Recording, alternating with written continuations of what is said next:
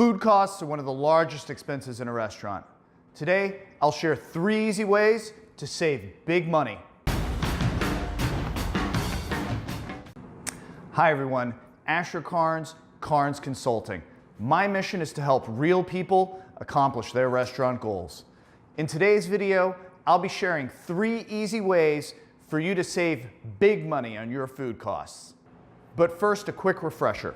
Remember, the food cost equation.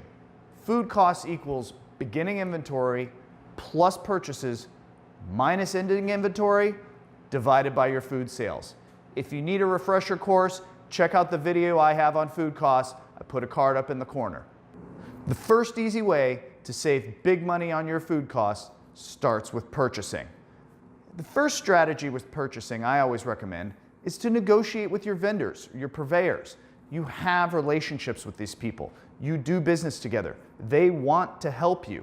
So, pick a couple of the items on your menu that are your most popular. Talk to your vendors.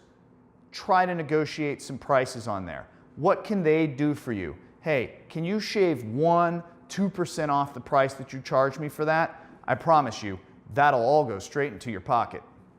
Next, compare prices across your vendors. Let's say you get all your steaks from vendor A. Vendor B might sell steaks too.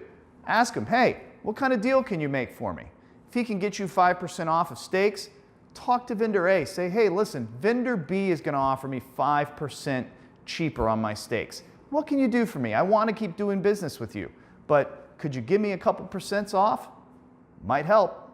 Lastly, when it comes to purchasing, make sure you're checking in your orders. So often, businesses I work with, nobody's checking in the orders. The delivery guy just shows up with a dolly full of food, walks it into the walk-in, drops it, walks away, somebody signs. They don't even know that they've received what they ordered. That's a big mistake. When the delivery comes in, go over the invoice, look at all the product, open up the cases, see what you got. Is it fresh? Are they passing off second-rate product on you and then you're passing that off onto your customers? Oof, that's no good. The second way for you to save big on your food costs is inventory controls. Inventory, inventory, inventory. As soon as that delivery comes in, make sure that that product is being put away. Refrigerated items into the walk-in, dry storage items into dry storage. Rotate your product. First in, first out. All right? Don't let people start using the new product until the old product's gone. I see this a lot. You'd be surprised. Rotate your inventory. Stop over ordering. It's not the end of the world. We don't need to get prepared for winter here. Make sure that you're carrying a lean inventory. All that food you've got on your shelves, that's all dollar bills. Don't carry gigantic inventories. Order just what you need. Look through your POS. See how much of each item you're selling, right? Get a little bit of extra, but don't carry massive inventories that tie up your cash. Lastly, in inventory, key item counts. A key item is something that costs you a lot of money to bring in. Filet mignon is a great example. If you have filet mignon on your menu, try doing a key item count. The beginning of the shift and the end of the shift. Then look at your sales. If you had 10 at the beginning and you've got 8 in the end, I hope you sold 2 fillets. Otherwise, you've got some questions to ask. Now, you're not going to do this with every single item on your menu. You don't need to do this with your potato chips, but just key items, things that are expensive and from time to time have a tendency to disappear.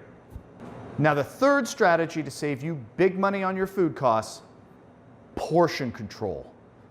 Portion control, portion control, portion control. I love portion control. I wish more restaurants loved portion control. Think about this. When you cost out your menu, you do it with portions. There's going to be 2 ounces of chili in my chili dip cup. All right? If you're not using a 2-ounce ladle to fill your chili dip cup, how do you know that you've priced your menu correctly? Who's the person who's deciding how much chili goes in that cup? It's your line cooks. make sure that decision is easy for them by giving them a 2-ounce ladle. It's as simple as that. Now, I know you're going to hit some resistance. Oh, it's going to slow me down. It's going to be too difficult. I don't have time for this, right? Or the flip side of it is you don't want to spend the money to bring in color-coded ladles, to bring in portion packs. Oh, it's going to cost me too much labor for them to have to portion things out. Well, guess what? It's costing you a ton of money to have the guy who's 6'8" use his hand to put cheese in the quesadilla, the same as the guy who's 5 feet tall use his tiny little hand to put cheese in the quesadilla.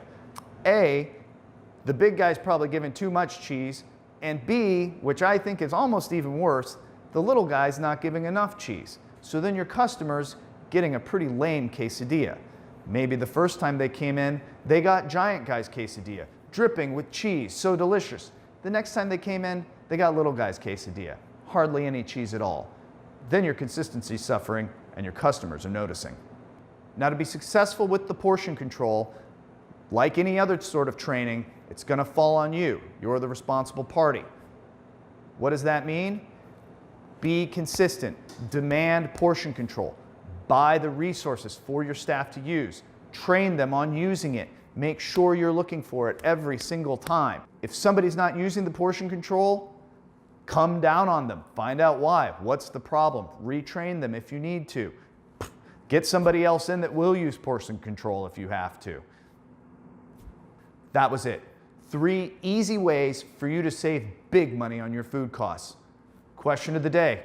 If you could shave just 1% off your food costs, how much money would that save you at the end of the year? Leave your answers down below in the comments. Let me know what you think. I'd love to start a conversation about this. Please don't forget to hit like and subscribe so that you can be notified when I do my weekly updates. Thanks again for watching.